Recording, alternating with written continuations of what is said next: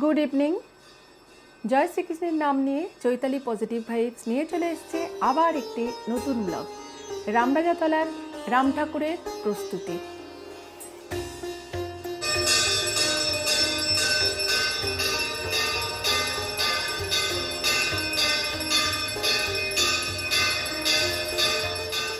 এই মূর্তিটা সারা বছর থাকে, সন্ধ্যা আরতি চলতে দেখতেই পাচ্ছেন, আর রাম ঠাকুর তৈরি হচ্ছে সেটাও দেখতেই পাচ্ছেন।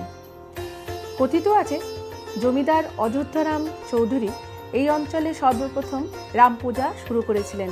তার মতে তিনি ভগবান রামের পুজো করার জন্য ঈশ্বরের কাছ থেকে নির্দেশ পেয়েছিলেন।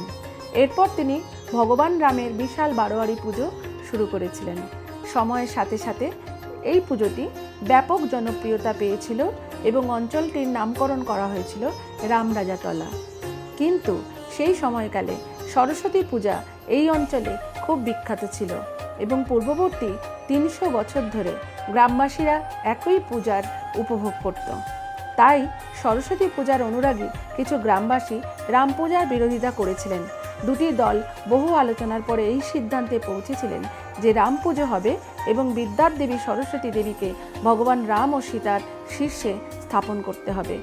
এবং সেই দিন থেকেই এই প্রথা অনুসারে ষষ্ঠীতলার বাঁশের ঝাড় থেকে বাঁশ কাটা শুরু করেন এবং সরস্বতী পুজোর দিন চৌধুরীপাড়া শিব মন্দিরে সেই বাঁশের প্রথম পুজো শুরু হয় কাঠামো তৈরির জন্য। প্রথম এই মেলা ৩ দিন ধরে হতো, কিন্তু এখন 4 মাস ধরে এই মেলা চলে। দেখুন বন্ধুরা, বজরংবলীও সমস্ত কিছু তৈরি হয়ে গেছে, রং করা বাকি রয়েছে।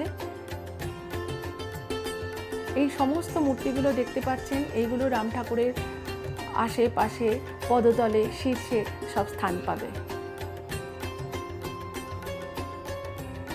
এখানে আছে বামন অবতার আছেন, এখানে বজরংবলী আছেন, এখানে সাবিত্রী সত্যবান আছেন, সব রকম রয়েছে এখানে। 4 মাস ধরে আমাদের রামরাজাতলা একদম গমগম করে পুজোর জন্য। শোনা গেছে শ্রী শ্রী সারদা মায়েরও পদধূলি এখানে পড়েছিল। উনিও এই রাম পুজো দর্শন করতে এসেছিলেন।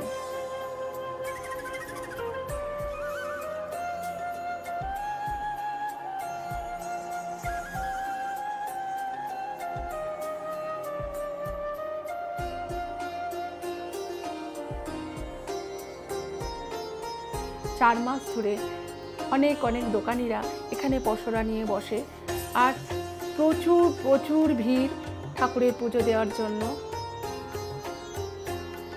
17 এপ্রিল 2024 রামনবমী, তাই যুদ্ধকালীন তৎপরতায় কাজ চলছে, প্রস্তুতি এখন তুঙ্গে। আপনারা সবাই আসবেন আমাদের রামরাজাতলার রাম ঠাকুর দর্শন করতে।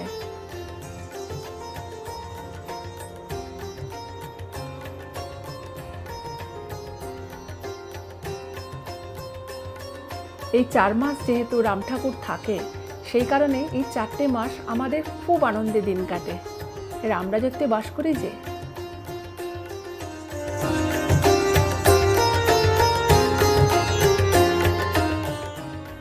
এই রামনবমী থেকে একদম শ্রাবণ মাসের শেষ রবিবার পর্যন্ত এই রাম পুজো চলে। শ্রাবণ মাসের শেষ রবিবার রাম বিসর্জন হয়ে যায়। 4 মাস ধরে এই মেলা চলে। আপনারা যখনই আসবেন তখনই পুজো দিতে পারবেন, দুপুরবেলা ছাড়া। এই রকম করে রং করা হবে। আপনাদের সকলকে আগাম নিমন্ত্রণ রইল আমাদের রামরাজাতলার রাম ঠাকুর দর্শন করবার জন্য।